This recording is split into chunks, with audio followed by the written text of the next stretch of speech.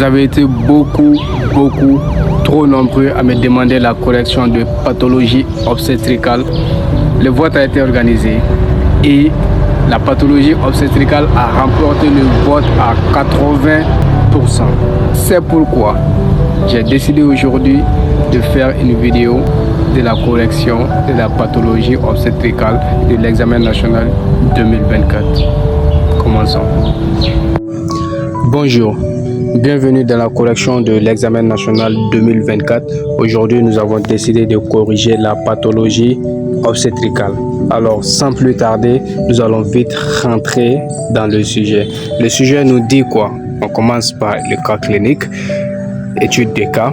Vous recevez en urgence au cours de votre garde au CESCOM central de Kolokani une femme de 28 ans multipare, enceinte de 36 semaines d'aménorrhée, dans un tableau de métrorragie abondante faite de sang noirâtre et de douleurs abdominales intenses et survenues brutales. À l'examen clinique, vous constatez un utérus dur, douloureux, tonique qui augmente de volume. Elle est à son 3e geste et n'a subi aucun choc traumatique, mais elle est diabétique et hypertendue à la fois.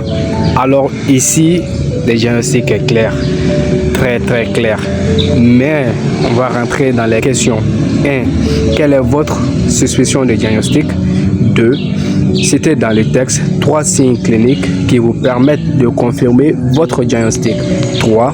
Quelles sont les 2 principales complications de cette maladie, de cette pathologie? C'est la même chose. 4.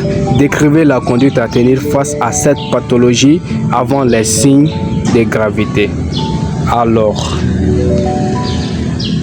dans l'étude des cas ici, alors bien sûr, le diagnostic évoqué est hématome rétroplacentaire ou également appelé HRP. D'accord? Dans d'autres cas aussi, vous pouvez dire décollement prématuré du placenta normalement inséré. Alors, le sigle c'est DPPNI. Si vous ne maîtrisez pas ça, vous pouvez également dire hématome rétroplacentaire. Ça marche, vous avez vos points. D'accord? Alors, avant de rentrer dans la question 2, quels sont, c'est-à-dire les arguments qui nous montrent que le diagnostic est hématome rétroplacentaire? Alors, il faut d'abord noter que la grossesse, il est à 36 semaines d'aménorrhée. D'accord? La métrorragie, elle est noirâtre et abondante. Et on sait comment que, c'est-à-dire que c'est HRP parce que la couleur du sang, elle est noire. Ça veut dire que le sang a stagné quelque part, probablement dans l'utérus.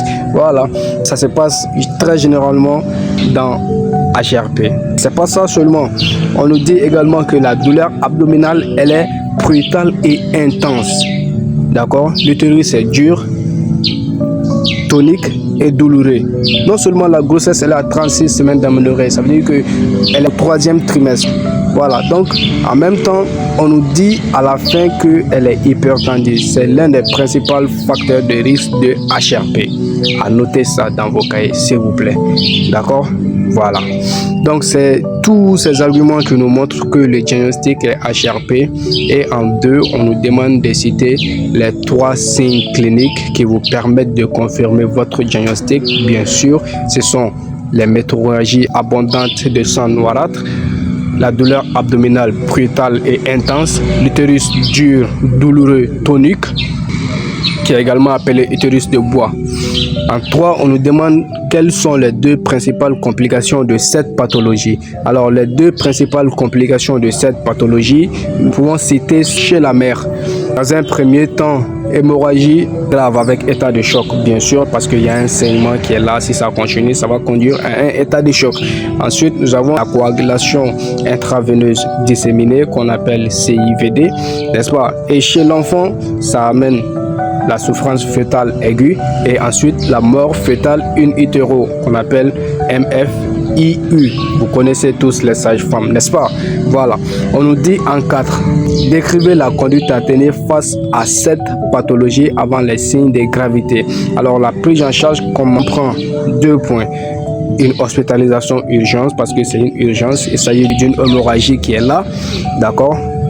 La mise en condition de la patiente, la surveillance des constantes, la TA, le pouls, la température, la respiration, la pose d'une voie veineuse de très gros calibre, parce que un état de choc est la complication la plus suspective.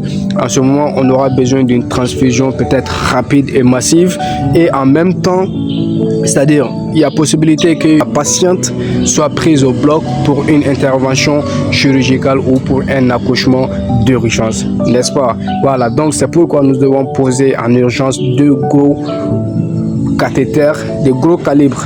Voilà. Ensuite, nous allons passer au remplissage vasculaire pour remplacer le sang qui est déjà perdu, n'est-ce pas? Et ensuite, nous allons prévoir et faire un prélèvement sanguin pour le pré-op. Voilà, les prélèvements sanguins pour le pré-op, les analyses, ce sont NFS, groupe sanguin, Rhésus, d'accord, coagulation. Nous allons prévoir du sang qui est compatible. Suspicion d'anémie hémorragique, n'est-ce pas? Et ensuite, nous allons faire une surveillance du rythme cardiaque fœtal pour s'assurer que le fœtus est toujours en vie et qu'il n'y a pas un mort fœtal qui s'est déjà installé. Et ensuite, nous allons faire une surveillance des pertes sanguines et la diurèse. Nous allons également prévoir une oxygénothérapie si nécessaire parce que à cause de l'anémie, n'est-ce pas? Et la préparation de l'accouchement selon l'état materno-fœtal, que ce soit par voie basse ou par césarienne. Nous pouvons alors commencer les questions de cours. Et on nous demande de décrire 8 étapes de gestion active de la troisième phase de l'accouchement qu'on appelle GATPA. Et ensuite, on nous demande en 2 de décrire 3 phases de l'éclampsie. En 3, on nous demande de donner selon l'OMS la définition de la mort fœtale intra-utérine. En grand 2, question de cours. Alors, les 8 étapes de la gestion active de la troisième phase de l'accouchement GATPA. Vous savez tous, les sages-femmes, ça commence par 1. Vérifier l'absence d'un deuxième fœtus. Après l'accouchement, bien sûr, il faut vérifier qu'il n'y a pas un deuxième fœtus qui est à l'intérieur de l'utérus, n'est-ce pas? 2. Il faut administrer 10 unités internationales d'ocytocine en IM dans la minute suivante de la naissance. En 3, on peut attendre les signes de décollement placentaire. En 4, réaliser une traction contrôlée du cordon avec appui suspubienne. En 5, vérifier le placenta. En 6, vérifier l'intégralité du placenta. En 7, masser immédiatement le fond utérin. En 8, surveiller le tonus utérin, les pertes sanguines et les constantes maternelles pendant les 2 premières heures. En 2, on nous demande de citer 3 phases de l'éclampsie. Phase d'invasion qui se manifeste par des pertes de connaissance, une révulsion des yeux, la contracture musculaire du visage. La phase tonique, alors elle se manifeste par une contraction généralisée des muscles, l'apnée et du cyanose, n'est-ce pas? Voilà, ça c'est la phase où la personne, c'est-à-dire, et on observe des raideurs, d'accord? La personne se bloque dans une certaine position et trouve des difficultés à changer de position. Et ensuite, il y a la phase chronique, là où on observe les secousses musculaires généralisées, la morsure de la langue, l'émission possible d'urine et de sel, et se termine par un coma post-critique. Ensuite, en 3, on nous demande de donner, selon l'OMS, la définition de la mort fœtale in utérus, MFIU. Selon l'OMS, la mort fœtale in utérus est le décès d'un fœtus avant son expulsion ou son extraction complète du corps de sa mère. Quel que soit le terme de la grossesse, ce décès est confirmé par l'absence de respiration, de battement cardiaque, de pulsation du cordon ombilical et de mouvements musculaires volontaires après l'expulsion. Alors, c'était tout ce qu'il fallait faire pour avoir 20 sur 20 dans ce sujet. Vous avez été nombreux à voter pour ça, raison pour laquelle je l'ai corrigé. Merci.